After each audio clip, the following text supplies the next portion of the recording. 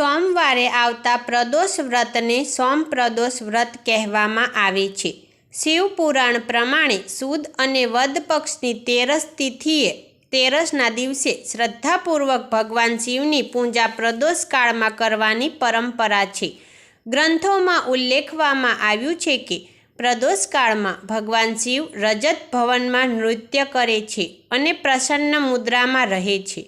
પ્રદોષને શિવ પૂજાનો પર્વ પણ કહેવામાં આવે છે, કેમ કે આ દિવસે કરવામાં આવતું વ્રત અને શિવ પૂજાનું અનેક ગણું શુભ ફળ મળે છે.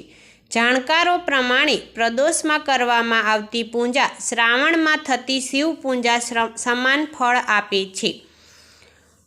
પૂજાની વિધિ: વ્રતના દિવસે સવારે વહેલા ઉઠીને સ્નાન કરવું, શિવજીની પૂજા કરી દિવસભર ઉપવાસનો સંકલ્પ કરવો, સૂર્યાસ્ત પહેલાં ફરી સ્નાન કરી સ્વચ્છ વસ્ત્રો પહેરી શિવલિંગની પૂજા કરવી, શિવલિંગ પર દૂધ, દહીં, ગંગાજળ, પંચામૃત અને બિલ્લીપત્રો અર્પણ કરવા.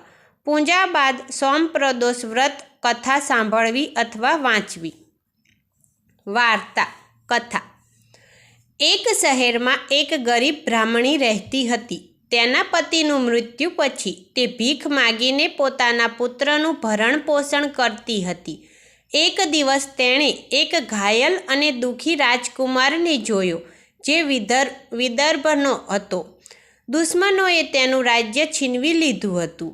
બ્રાહ્મણીએ તેને પોતાના ઘરે લઈ આવી અને તેને પોતાના પુત્રની જેમ રાખવા લાગી. એકવાર તે બ્રાહ્મણી પ્રદોષ વ્રત કરતી હતી. તે દિવસે તેણે શિવજીની પૂજા કરી અને કથા સાંભળી. તે જ રાત્રે રાજકુમારને સપનામાં ભગવાન શિવ અને માતા પાર્વતીના દર્શન થયા. શિવજીએ તેને આશીર્વાદ આપ્યા કે તારું ખોવાયેલું રાજ્ય તને પાછું મળશે.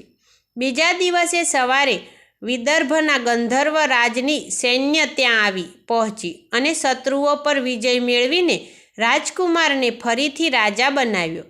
રાજા બન્યા પછી તે રાજકુમારે બ્રાહ્મણી અને તેના પુત્રને પોતાના મહેલમાં આદરપૂર્વક બોલાવ્યા અને તેમને મોટું સન્માન તથા ધન આપ્યું. જેમ ભગવાન શિવે બ્રાહ્મણીના વ્રતના પ્રભાવથી તેના દુઃખ દૂર કર્યા, તેમ શિવજી પોતાના દરેક સાચા ભક્તના દિવસ ફેરવે છે. હર હર મહાદેવ.